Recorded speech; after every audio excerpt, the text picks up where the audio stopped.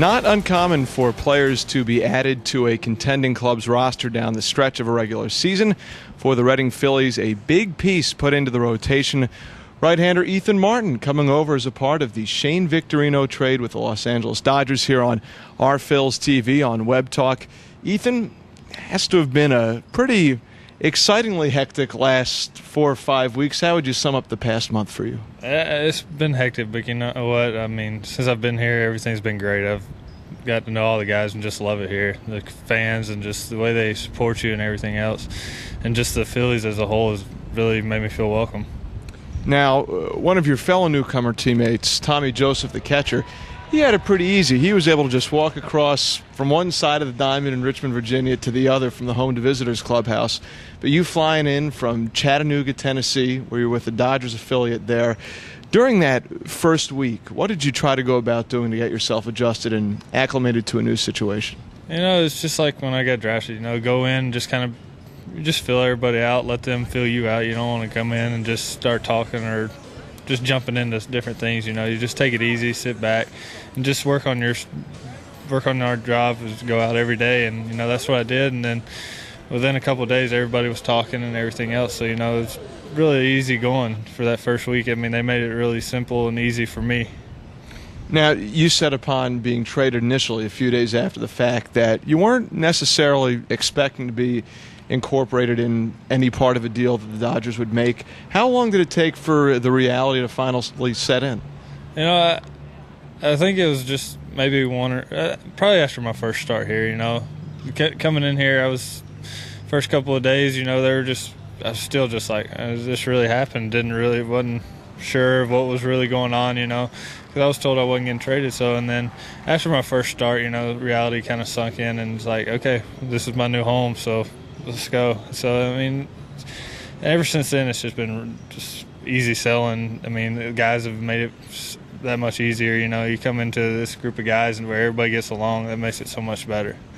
You mentioned the result from your first start, and the results really have been very steady so far for Ethan. How much have the results, numbers you put up on the mound so far for the Reading Phillies helped in this process, joining a new organization?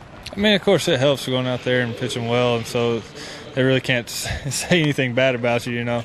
I mean, but I'm just going out there trying to do my job, you know, like I've been doing all year. The reason probably I got traded, you know, they wanted me because of what I was doing all year. So that's what I've tried to do every single outing. You know, the last one was a little rough, but yet still going to go out the next start and just try to get back to where I was. Is there something to be said for you being included in a deal that features not just a big leaguer, but a Major League All-Star like Shane Victorino? I feel privileged, you know. I mean, to get traded for that guy. I mean, you should watch him. I mean, what he's done the past couple of years with the Phillies, you know, and then all of a sudden my name gets thrown in with him. You know, it feels honored. I'm honored to be in this situation. So you racked up 4 winning decisions in each of your first 4 starts with the Reading Phillies. Overall, really having a very productive year with Double-A Chattanooga, Southern League All-Star. At the time of the trade, I think you were in the top 10 in earned run average, amongst the league leader in strikeouts. Where would you rank this season, your 5th as a pro, among your previous ones in your career? I'd say this is probably my best. You know, the last couple of years before this one, I struggled a little bit, and then, you know, things just started clicking because I didn't pitch until my senior year in high school. So, I mean, coming out, everything was kind of new, and then I played in Puerto Rico last winter, and things started to click. And I think this year, you know, just being able to repeat my delivery and fill myself out, you know, that's been helping and has produced one of my better years I've had so far. Talk more about your transition to becoming a full-time pitcher in a few moments, but going back to a starting pitching role, in what ways has that helped? You know, I enjoy it, you know, because it's not like relieving, you know, you going out there, you could be in every game, but yet starter, you only got one every 5 days, but yet when you do have that opportunity, you got pretty much majority of the game in your hands, and that's what I mean. When you're on the mound, that's the reason I love it, is I have the balls in my hand. You know, every pitch is on me whenever I'm in the game, and that's what I love about it.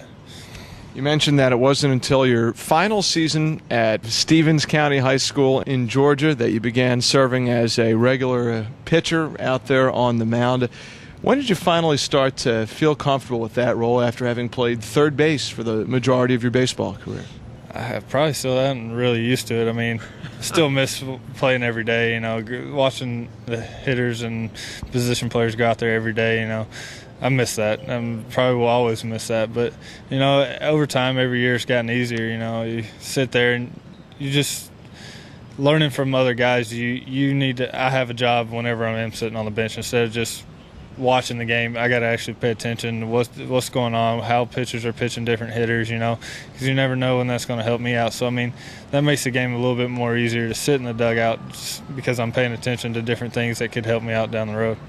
Was there anything about playing that hot corner position that lent itself to the transition you made to becoming a pitcher? I mean, I've always had a strong arm, so I mean, I think that might have helped. But you know, third base was just fun. You know, you didn't have time to. All you had to do was react. You didn't have time to think, and then when I get to thinking, that's when things get in trouble. So I enjoyed that. But I mean, I don't know. I just pitching. Once I got the opportunity to pitch, and then, you know, because the high school team I was on, we were from a small town, so I mean, I had to pitch.